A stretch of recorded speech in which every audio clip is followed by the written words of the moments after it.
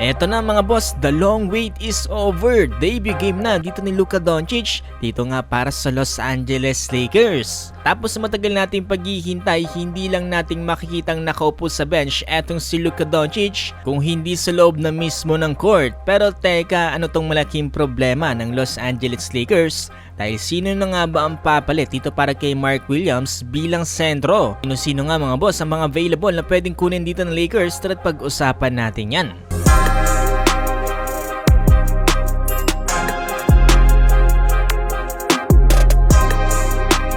So nitong nakarang game ng Los Angeles Lakers ay sinabi nga dito ni Luka Doncic na ang target date ng kanyang debut game para nga dito sa LA ay bukas mga boss dito nga kontra sa Utah Jazz. Itong nakarang araw ay nakita na rin natin etong si Luka Doncic mga boss no, naghahanda na dito nga sa training facility nga dito ng LA. Bakas mga boss no, hindi na natin makikitang nag-cheer lang etong si Luka, hindi masusubukan na talaga mismo natin ang kanyang kakayanan mga boss no, dito para sa kanyang bagong team na LA. Pero teka mga boss no, prior nga dito sa magiging laban ng Los Angeles Lakers kontra nga dito sa Utah Jazz ay meron malaking problema na kinakaharap ngayon dito nga ang LA. At ito ngayon matapos ma-void yung naging trade dito nga sa pagitan nila Dalton Connect at dito nga nila Mark Williams, tapos nga mag-fail dito sa physical test dito nga ni Mark Williams. Ang problema ngayon ay wala ng legit na center. Etong purple and gold aaring humarap mga boss no, sa mga big mans kagaya na lamang ni Nikola Jokic, Victor Wembanyama at Anthony Davis. Nagkanda loko-loko ngayon mga boss no, dito para sa LA.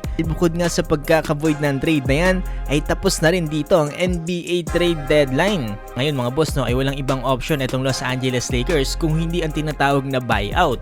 Sino-sino nga ba ang mga players na pwedeng kunin dito ng Los Angeles Lakers? Dito kay Jovan Buha mga boss no, isang senior NBA reporter covering dito nga para sa Los Angeles Lakers. Meron na nga mga potential players na posibleng kunin nga dito kapalit ni Mark Williams. Nasa listahan daw ay itong si Daniel Theis, isang 8-year NBA veteran. Sabi dito ni Jovan Buha mga boss no, kung titignan niya pa nga lang daw itong free agent buyout market, ang nakita niya na nga daw na best option dito para sa Lakers ay itong si Daniel Theis. Ito ngayon matapos siyang i-wave dito nga ng OKC Thunder, matapos nga siyang i-acquire dito nga via trade. Ang 6'8 player center at 32 years old. Ang lob threat nga din daw ito mga boss no, at pwedeng mag-enjoy dito nga si Luka Doncic sa kanya. Alam naman natin daw mga boss na itong si Luka Doncic ay mahilig sa mga lob threats. Perfect fit dito nga para kay Doncic. Dagpa dito ni Jovan Buha, he's a bit of a mobile big.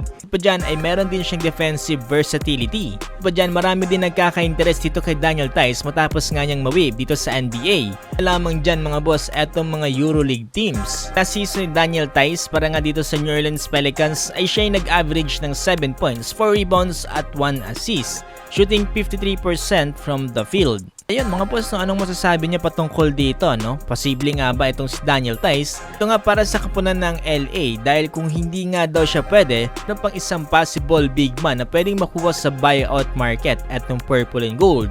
At ito nga walang iba kung hindi ang former Laker na si Mo Bamba.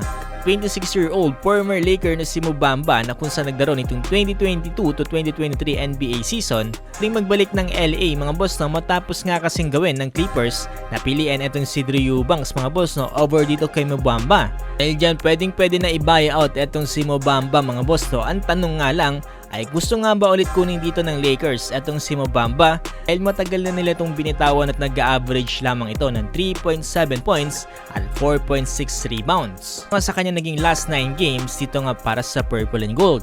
Mga boss, sino nga ba talaga ang perfect fit dito para sa Lakers bilang isang center kapalit nga ni Mark Williams?